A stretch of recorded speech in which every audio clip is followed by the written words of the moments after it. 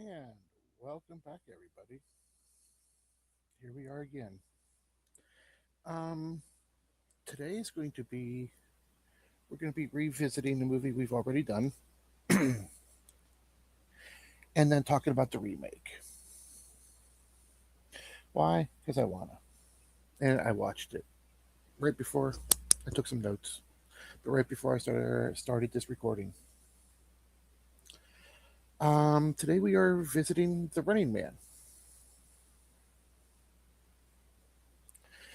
and revisiting the Running Man, which some of you may remember. It was my first video that I ever recorded on here. It was called Dystopian or something to that effect.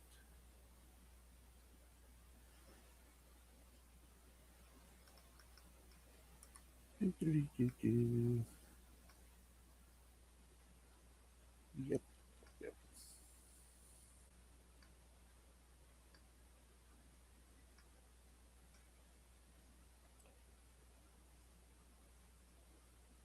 Dystopian future past. Now,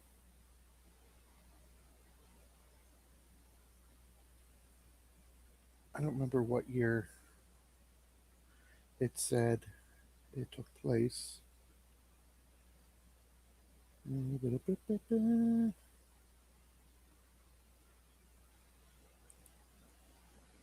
Anyway, I do know that I do believe it took place sometime in either the 90s or early 2000s. But it was very much an 80s film. Um,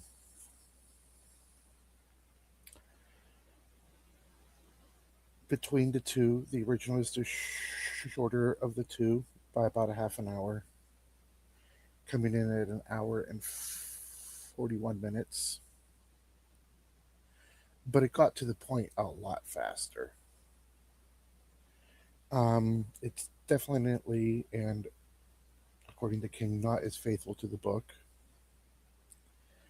And to me, it had more of a dystopian feel to it. Um, there was more hopelessness, there was more helplessness, and yeah, I found it much more enjoyable. Arnold is great in it, and so are his co-stars. Richard Dawson's in it. Um, Maria, she played Amber. Maria Conchetta Alonso. She played Amber Mendez. The way the two met, not as good either. In the original, I don't remember the book. I honestly don't. I know I've read the book. I own it. It's sitting out in the hall somewhere on the bookcase. Um, but yeah, I just found. Before we get into it, before we get into to my preferences, the running that was the Running Man, 1987. Now let's talk 2025. Um, I just watched it. It's on Paramount Plus for anybody who cares. They both are actually right now. Um, the cast on this one was pretty good. Glenn Powell is Ben Richards, the main character. Um, his wife is Sheila Richards and played by Jamie Lawson. Apparently, in this one, he's married to a black girl.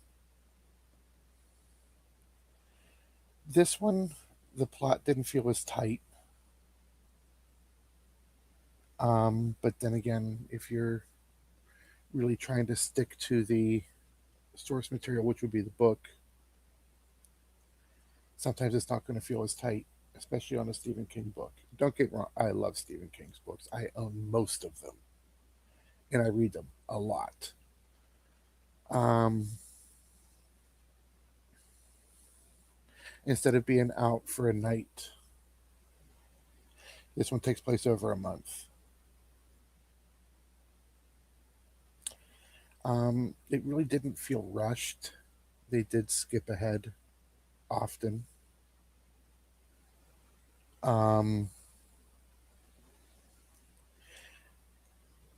some of the things that are the same. It is a network run by the government. It might actually be the government. Um, there's and if they feel you're not playing the way they want you to play, they will cheat. Because the Running Man is a game show, and you have to survive.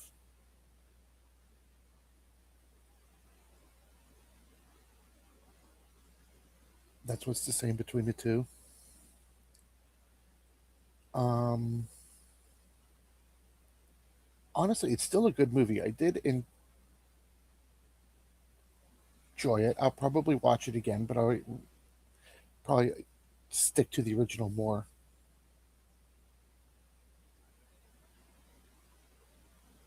But this one, there were parts of it that just felt like it was all over the place. But I'm not going to call it a bad movie. I won't do it. It's very good, actually.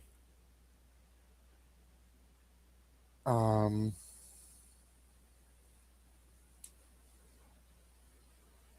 what else can I say, really? Clocking it at 2 hours and 14 minutes. We might as well just say 2 hours, 15 minutes.